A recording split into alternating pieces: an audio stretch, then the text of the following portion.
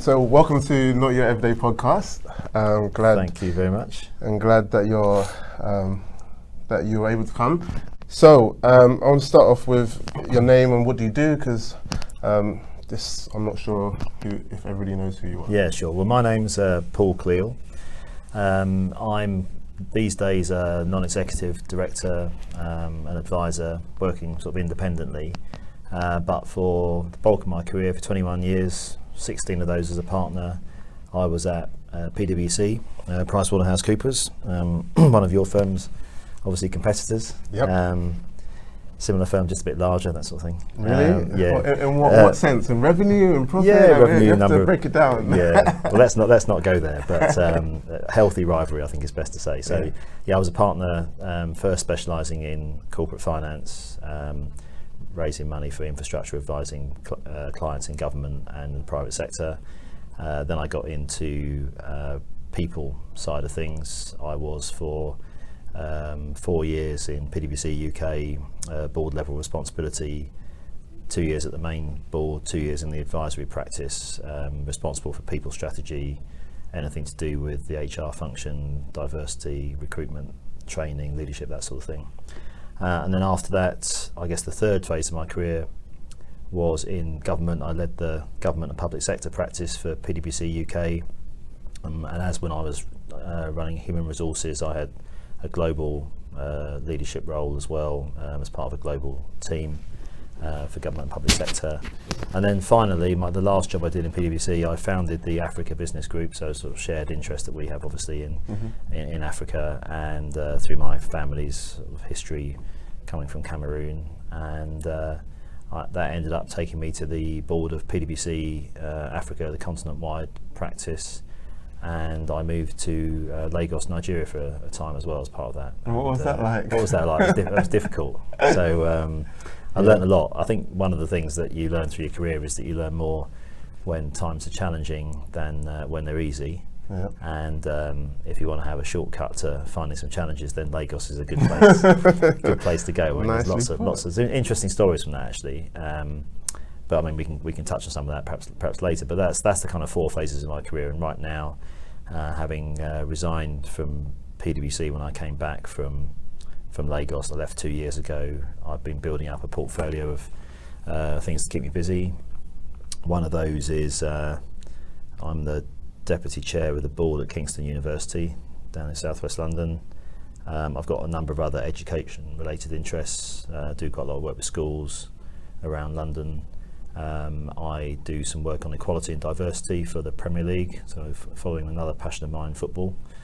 What team you support? What team do I support? Crystal Palace. Okay. Yeah. So unfortunate, well, you know, we're getting better. Getting story of my life. I'm from Croydon originally, so born and bred in Croydon, not far from the ground. So still got a season ticket there. Still see a lot of old friends. That's and I do some work for Sainsbury's as well in relation to fair trade, and trying to think about how they do more with the communities that are part of their supply chains, poor, often rural communities in places like Africa. So doing some work for them at the moment as well. That's not a board role, that's I guess an advisory role, if you like. To do a bit in entrepreneurship too. So Kingston University, we're big on startups, so we try to create a good ecosystem for people to start their own businesses if they're a student at Kingston. And also I've become recently a founder member in a startup private equity firm as well, which is going to focus on helping disadvantaged entrepreneurs. So how long were you in PwC? I was in PwC for 21 years, and I was a partner for 16 years Partner at for that 16. time, yeah.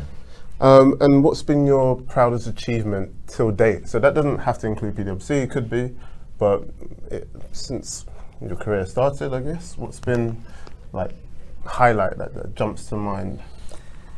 I mean, that's a really difficult question. Okay, so many highlights, but I mean, I suppose if you looked at my achievements in terms of things that other people would recognise as sort of seniority, if you like, that's one way of measuring it. We touched on this just before we started the podcast. Then reaching the board of the firm in the UK, PwC in the UK. After just 5 years as a partner at the age of 40 was probably a particular high point. Huge amount of responsibility, joining a board of people who were largely quite a lot older than me, quite a lot whiter than me as well. Was interesting and gave me a chance to bring, I guess, my sort of diversity of thought and experience to that situation. But experienced some challenges as well. So I'd say that was very much a very proud moment, as was becoming a partner in the first place, because I think when you're in a firm like KPMG or PwC, becoming a partner is of all the jumps you make, it's the biggest single one. I think you can be promoted to different levels, as I know you're going to be soon, so that's good. And each one's important, and it feels like it's great at the time. But that jump from director to partner is really, really fundamental, and says a lot about people's trust in you. So I think that's a big one. And you can obviously go up then within the partnership, but that one sort of giant leap, it feels, I think, into the partnership feels like a really key moment, and I think defines a lot of your rest of your career, both in the firm but also in the credibility it gives you outside. So I would say, becoming a partner first, and then getting onto the board in PwC were two particular ones. But other highlights would include going back to Africa to work for the first time with the firm and experience those challenges, and then some of the things we've created on the way, both teams. I'm very proud of teams and the legacies I've left behind. There are some great people still working in the firm now, people who tell me that I made a lot of difference to their career, and those are highlights for me, seeing other people achieve as well. I think that's really important. And you also see physical things left behind, like things I've helped finance, football, Arsenal Stadium, the tram system in Croydon, my hometown, where I was working in local government for a while. So I think littered throughout my career, I've got many things I look back on with a lot of sense of pride and achievement, but those probably a couple of obvious steps, like becoming a partner and getting on the board, were two of those, I guess. Yeah, and just to give the listeners some context, do you remember how we met? Yeah, well, the first time we met was I think it was at Success Talks, wasn't it? So and we had a mutual friend, Aliu, who's just rejoined PwC actually. Has he? Yeah, he's back. So so he's done well. So he's a great connector, and he thought you had a new project you were about to embark on, sort of working with your managing partner here as a reverse mentor, and he thought I could be of some assistance, which I hope I was. Yeah, no, very, very much so. You've been instrumental to how I approach the whole reverse mentoring program and developing my confidence, because I funny enough, like, I didn't have as much confidence as I do now, and it all happened because of the conversations that we had and how you helped me figure things out and ask the right questions. And you probably made me appear more smarter than I was. Well, I don't know about that, but what's for sure is that I remember the conversation we had, and some of them were very long. I think we had one that was about an hour and a half on the phone. And what struck me was you kept asking me very good questions, but also it struck me a lot of this is about context and about the environment you're operating in. And if you are uncertain about the environment, it's very difficult to ask the right questions. And I think I was able to, I guess, help you think through what it was like to be a partner in a Big Four firm, what you see, what you don't see, what you understand, what you don't understand, and that probably helped you to target some of your questions, to be more sure that you were on sort of solid ground. So part of the podcast is to help young people and all types of people understand that leadership has its ups and downs, and to break down some myths. And one of the myths is around, I guess, asking for help. So quite a lot of people think leaders should know everything. They shouldn't really be asking for help, because that's why they're at the top, because they've mastered all knowledge. That's definitely a myth. Yes. So has there been times in your career where you had to ask for help? And that might be a simple question, but what I mean by it is when you felt uncomfortable to ask for help. So like maybe at your younger when you started your career, you might not have had enough confidence to ask those difficult questions. Were there particular points, or maybe later on, where because it was so senior, it was more difficult to have those tough conversations because you might have needed some help, but you couldn't quite ask the right questions or feel comfortable saying it. So has there been times where you felt it difficult to ask for help, and how did you overcome that? Yeah, well, firstly, I think it's really important to ask for help, and it's not a sign of weakness. I think that's the first thing. So some people don't ask for help because they feel that they, as you said, leaders should know everything, therefore it's a bad thing to be seen to be asking. Whereas I think I had some people who I worked for who drummed it into me quite early on that actually consulting in the sense of asking other people's opinion was a strength. And that is a type of help. So if you're struggling to get over the idea of asking for help, if you consult someone else, it's pretty similar in terms of asking someone else's view. It's not like screaming for help when you're drowning. You can kind of brand it in a different way if you feel that you're not asking for help. But just asking someone for their opinion, I mean, we do that all the time. I mean, that's just something, while we're here, could I just ask you about, what you think about something? And it's asking for help, but it's not flagging that you need help. So if you're worried about the perception that you are sort of asking for help, then I think the way you present it can change the way it's viewed as well.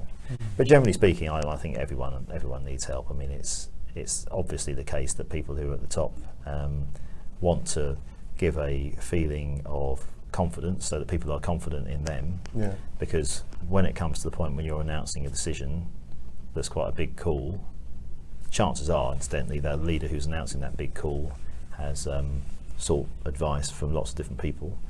But when they're announcing that decision, they want people to believe that they're confident that that's the right way in which we should be going. That's the leader's job, set the direction, and people will buy into it if they're confident in you. So you need to be able to present that confidently, but at the same time, behind the scenes, you want to be asking for help. And indeed, often consulting very widely and openly. I think that's a real strength. People will always need help at certain times, and I remember a boss of mine, probably the same one who said to me about consulting being a strength, would say to me, "You're the sort of person I know, Paul, who won't always ask for help. Make sure when you really need it, you do."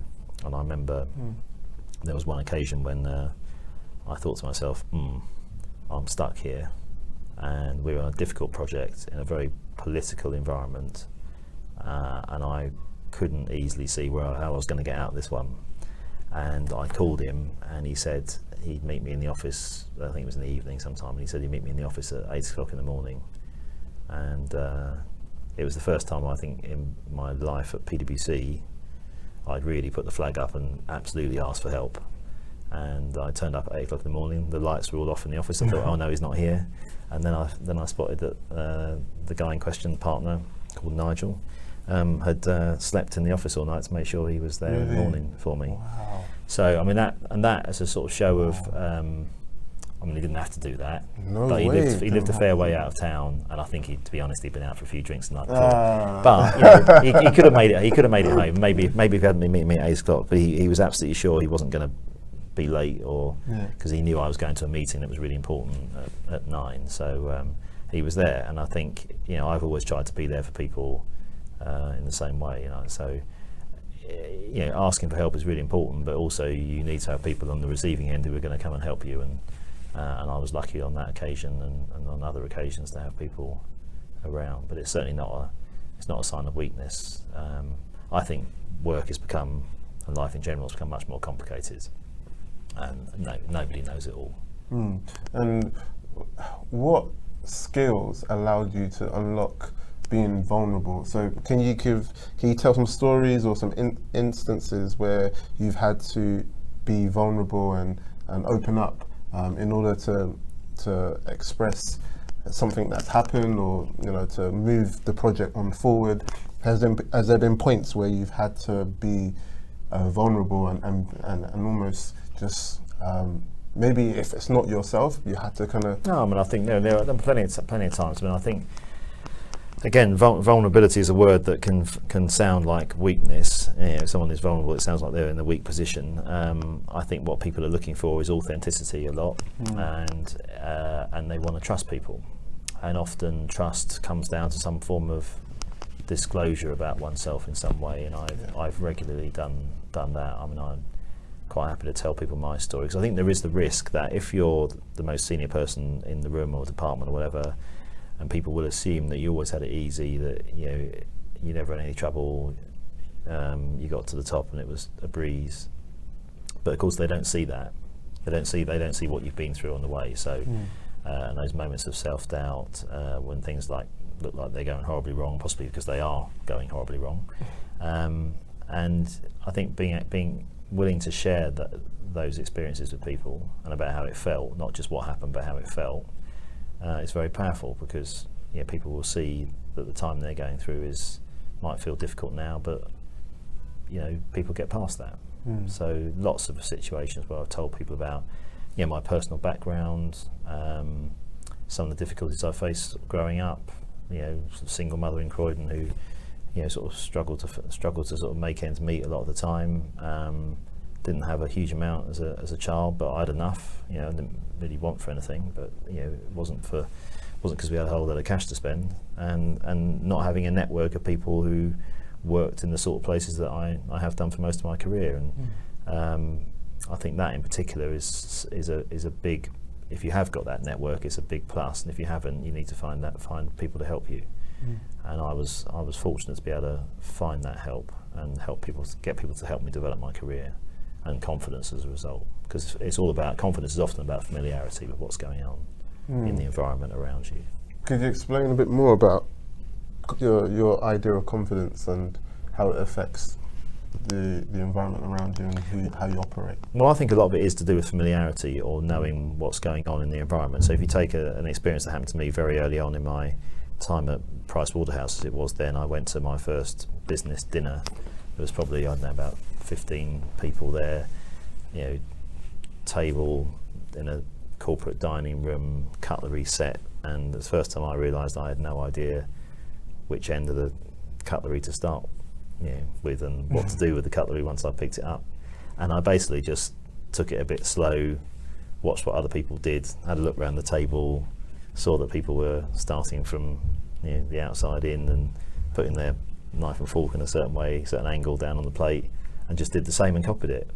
And you feel pretty uncomfortable trying to, you're out of your depth, and in a simple situation like that when all you're doing is eating.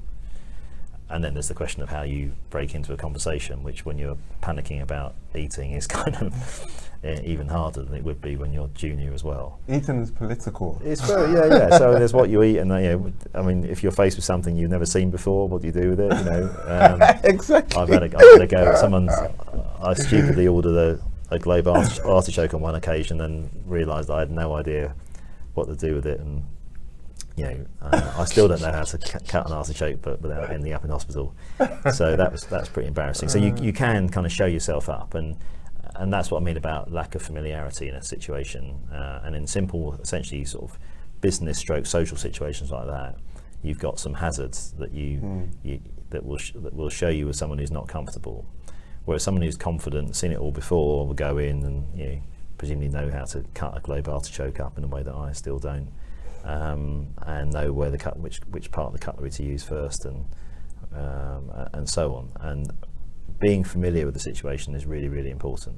So so the same applies to going to an organisation. When you've been going for a period of time, you're familiar with the people on the door, the layout of the building, how the facilities work, your equipment, the people. You feel you're become part of the furniture.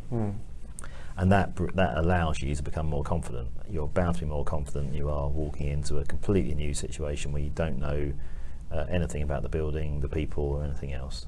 So part of this is acquired through familiarity, I think, and repeated, doing the same thing, day after day. And it's often fear of the unknown that leads to lack of confidence. So for people who are being plucked out of a very different social circle and stuck in somewhere like a big corporate office, and they're not used to it, and their families haven't ever experienced it, then that's quite a shock, and it's bound to make you feel less confident. For most people, I suspect, certainly for me.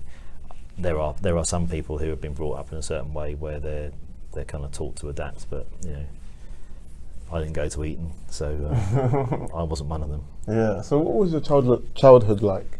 Could you explain well- and how did it shape you to becoming who you are now? Well, I mean, firstly, I'd say mostly happy childhood. I mean, there were difficulties though. I mean, you bear in mind that I'm 53 now. I was born in 1966. I was the son of a mixed racial relationship, which was extremely unusual in that time, and pretty unwelcome in many people's eyes as well. My dad kind of disappeared. I mean, he'd only been in the country briefly anyway, and he wasn't around when I was born. He'd already gone back to Africa, so my mum brought me up on her own. We lived with my great uncle, her uncle, because she couldn't afford her own place, so she got a flat with him, and she and I shared a room for the first 8 years of my life, until he died quite an advanced age. He was quite ill, so the kind of deal was that we could live with him and she would look after him. But he helped a lot on my sort of education about the world. I mean, he'd fought at the Somme in the First World War, so he had a particular set of views on kind of how international relations worked, which is interesting.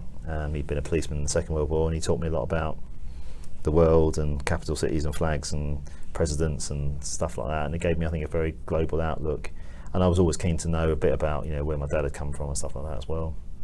And then after he died, the two of us, that's when I got my own sort of room for the first time, and things got quite tough financially, but I got a scholarship to an independent school aged 11, which was a kind of massive break for me, because it took me out of the social group I was in completely, which is mainly a sort of working class street in Croydon, and put me in a sort of middle class environment with well off kids who went on foreign holidays and stuff like that, and played rugby instead of football, which I hated.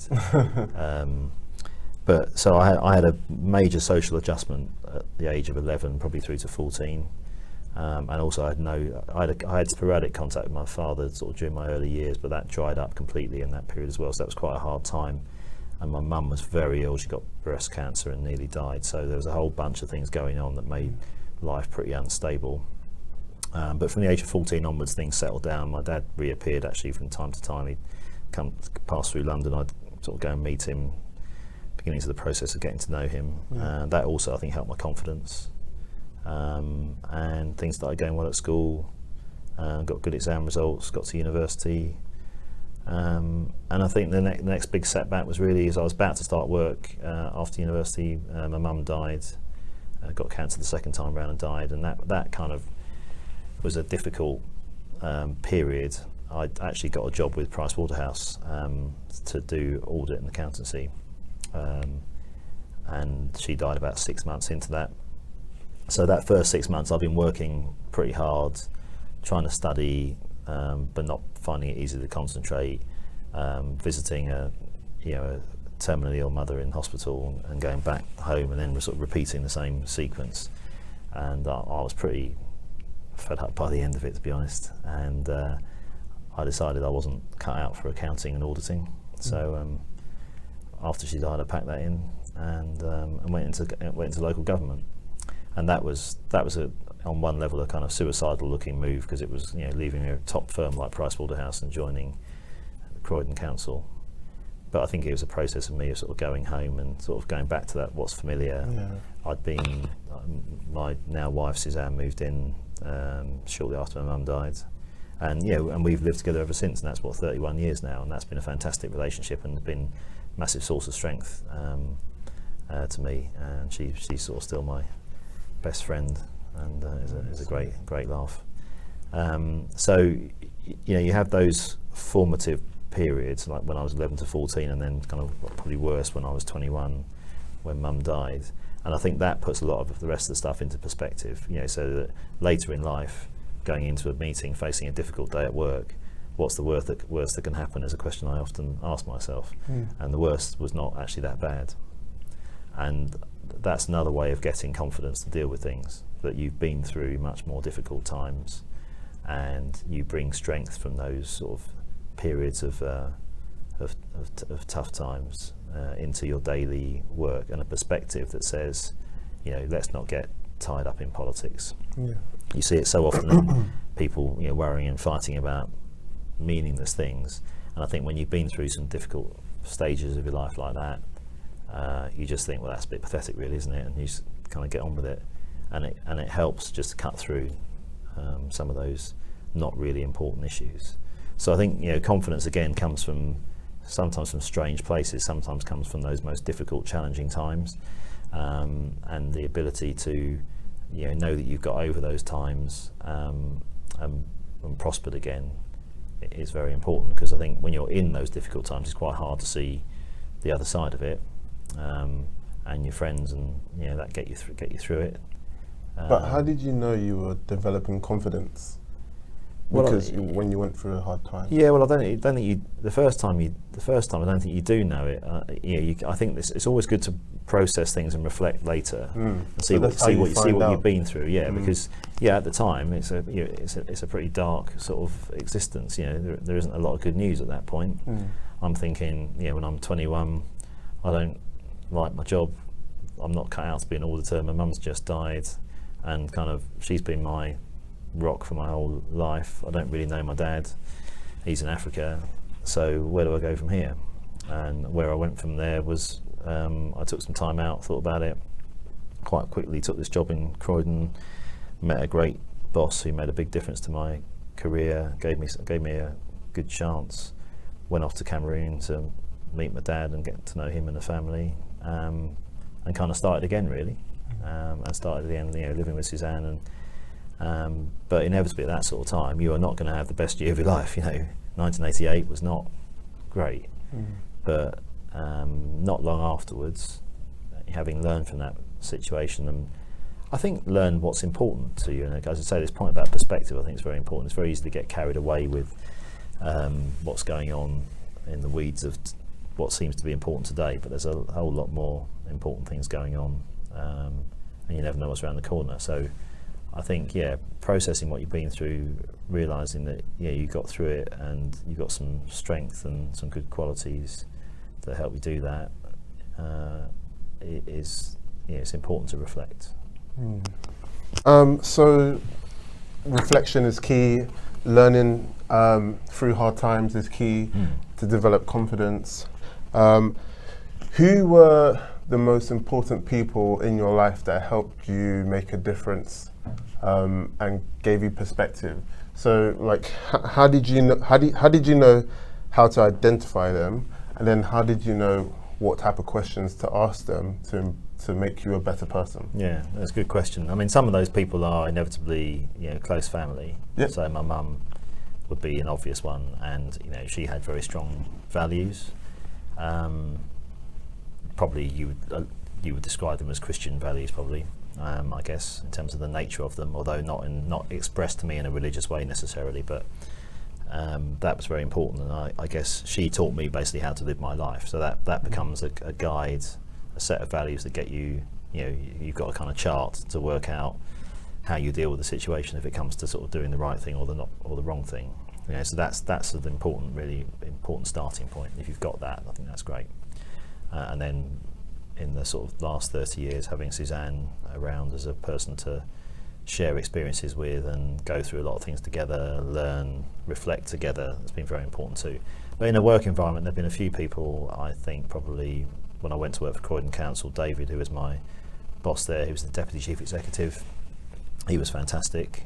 He taught me a lot because he taught me the importance of being very non-hierarchical and treating everybody the same regardless of how senior they were, which is kind of a rule I've stuck with ever since. I've never been interested in people sort of being political and managing upwards and being nasty to people underneath them, which I've seen occasionally, not too often, but I've seen it happen. And I think it's important to treat everybody the same. Inevitably, as you get older and more senior, you have some extra things to offer, but there's always stuff that those people don't know as well. So I think that egalitarian outlook was a fundamental part. It keyed into my own values. I think growing up as a black or mixed race child in Croydon in the 1970s, you kind of feel like you're at the bottom of the pile, so you're only ever aspiring to be treated as equal by everyone else. You're not thinking about lording it over anyone. So I guess I always aspired merely to be treated as an equal. So that's what I've tried to do with other people, regardless of who they are. And if I find someone who's kind of thinks they're better than they really are, then I just treat them the same as everyone else, and maybe even tell them. But so I think that David was great from that egalitarian perspective. He was also a very big picture person, and I'd come out of working in audit at PW, which I hadn't enjoyed, and it was a very detailed sort of head in the weeds, and he was totally big picture strategic, and I realised then that was what I was good at and what I liked doing. So he was a very big influence. And then a couple of partners at Pricewaterhouse when I rejoined, Nigel and Tony, who I worked with closely, they were big influences on me in terms of the professionalised way in which they did things. These are people who are world class at their job, corporate finance partners who really know their stuff, brilliant at managing clients, and it was just a privilege to be able to watch them in operation and learning by observation. And I learned a lot from them about how to manage meetings, what's important to a client and so on. They had something that I could learn from, and I guess the person that I became is a composite, if you like, of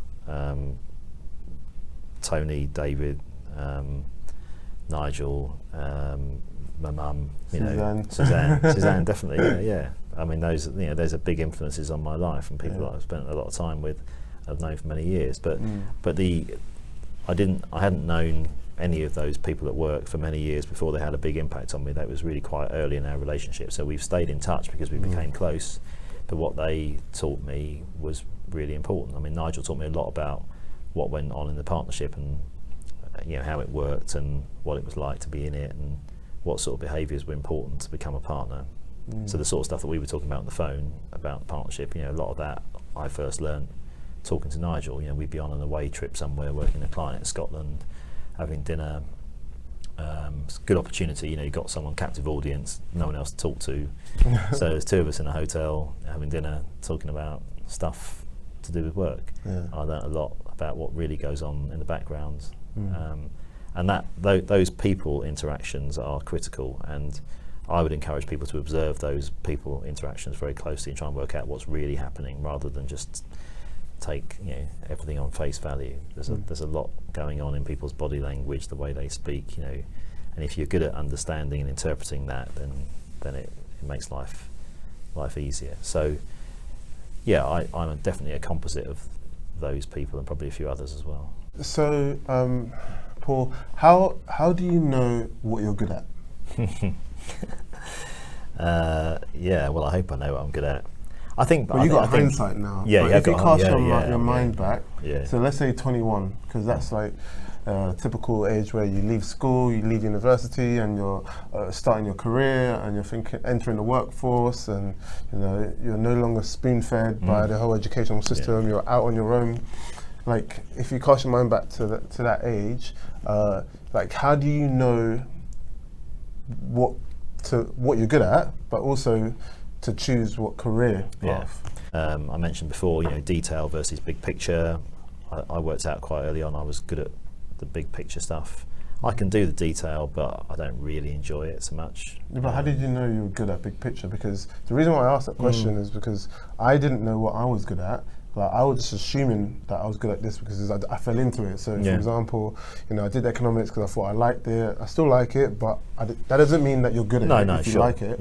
And then I went into forensics, and I thought, like, that was interesting, but I don't think I was good at it. And then I just stumbled into different different roles until I found out what I was good at, because I started asking different questions, and I started listening to feedback. And I think feedback's important. That's what I was about to say. I mean, I think feedback is important because you do get genuine feedback, and sometimes you do stuff that gets you noticed and people are impressed. And actually, it's quite a good guide, I think, in terms of what you like. So it's not impossible. You can find situations, things that you really like that you're terrible at. But I mean, generally speaking, I think people develop things interesting stuff that they're quite good at. So trying to do stuff that is counter to what you kind of really like maybe you doing forensics or me doing auditing, is kind of doomed, I think, in most cases.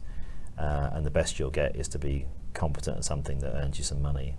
But you really want to find something you're passionate about and follow that, I think, is the best way. I think other than that, it's kind of trial and error, really. And you do, I think, work out you've got particular skills, like resilience, going through difficult situations. You find that out by trial and error. Yeah. But yeah, getting feedback, whether that feedback comes from other people, the results you get, or your own experience, I think in reflection is the way to figure it out. And then you've got to work out what that means for a career, which is not easy.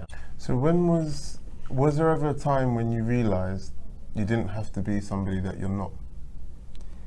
Yeah, definitely. I mean, I think one of the experiences has been going back to my growing up being what the Americans now call biracial, sort of having an African father and an English mother, and experiencing on one level just out there in the world, in Croydon in the 1970s, some rejection on sort of race grounds from the local population. You kind of feel very much like you're being pushed out and seeing things as an outsider. I think that becomes actually then quite a useful skill for a later career in consulting, because you're used to being an outsider, being perceived as an outsider, and then kind of working your way in. So you build really good relationship building skills, you work on finding common points, and you kind of get closer. But I think for a time it was very disturbing, and I wanted to be seen as English and British, and I think there came a point somewhere in my teens where I just gave up trying to be something that a lot of people didn't perceive me to be. So I then explored a lot of my sort of African background, and of course inevitably ended up spending time in Africa and finding that I was different to them as well. What was that like? Well, I think that you end up looking to feel you kind of want to be like everyone else and blend in at first, and then after a while I kind of figure, well, that's just never going to happen, is it? I mean, there's just hardly anywhere in the world that I can go where everyone looks like me. Usually I'm somewhere like Lagos where I'm lighter than everyone else, or I'm somewhere like London where I'm used to be darker than most people. That's changed quite a lot now. It's one of the things I love about London is its diversity, and it's made life a hell of a lot easier for people in my background.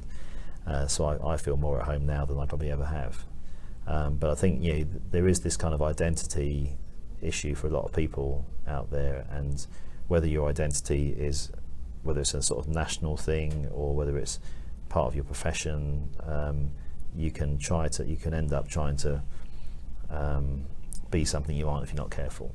Yeah. And it's, I think, important to realise that actually I felt that things were different to me because I was in a sort of unique position. Everyone else had a sort of comfortable identity.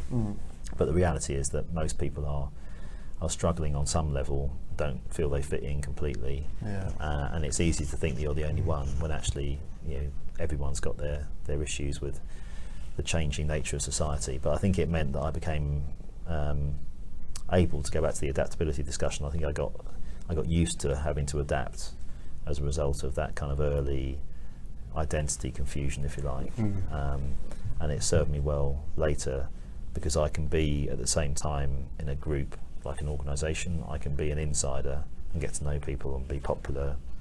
I think I was certainly in PwC, for example, lots of other organisations since. But at the same time, I can view it as an outsider, and that's a useful perspective.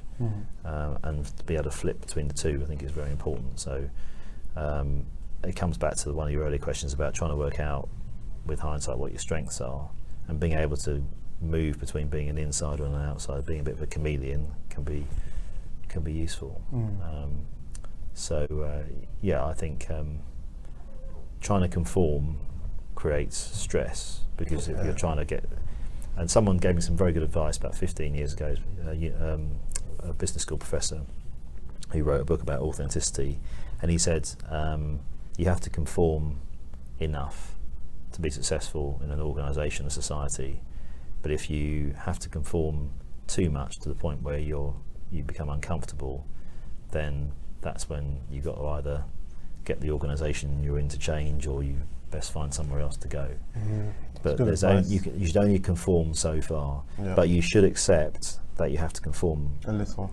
yeah, or even quite a bit. But I mean, however much you're comfortable with, and if you're an adaptable person like me, conforming can move quite a long way. Other people might feel less comfortable making adjustments, but you have to accept that everybody, even the person who you think, maybe it's the Eton, Oxbridge educated senior person in the organisation, white male person in the organisation, if you probably will find that on some level they've had to make some compromises and adaptations as well. It's just you imagine they didn't, but they probably have. Most people have to make some kind. Most people are different in the office to what they are, at home in some way, and that's a compromise, however small. Now, for certain groups of people, those compromises are more difficult, more painful, and are much more challenging. Yeah. And organisations have to realise if they're going to be genuinely inclusive, that they have to stop forcing people to change unrealistically. The last question I ask all my guests is, and the reason why I ask this question is because there's different ways to be a leader, and everybody has their own answer to this. So it's more just to show people listening that you can be your own type of leader. There isn't this one definition of leadership. So the question is, how would you define your leadership style? Good question. I would say probably, if I had to sum it up in a word, empowering would be probably the one I'd choose. I talked a bit earlier about not liking hierarchy and treating everyone the same. And part of the effect of that, I think, is that I've had some very effective teams where very junior people have been able to contribute in the way that David, who I mentioned earlier, at Croydon Council in one of my early jobs, got that out of me. So I think giving people the confidence, the space, trusting people to give their best, give their opinions, is really important. I've been in so many meetings early in my career where other people's meetings where I could tell that most of the people around the table weren't comfortable to make a suggestion because the person who was leading the meeting really didn't want to hear them. They'd say, anyone got anything they want to say? And most people took the hint and didn't.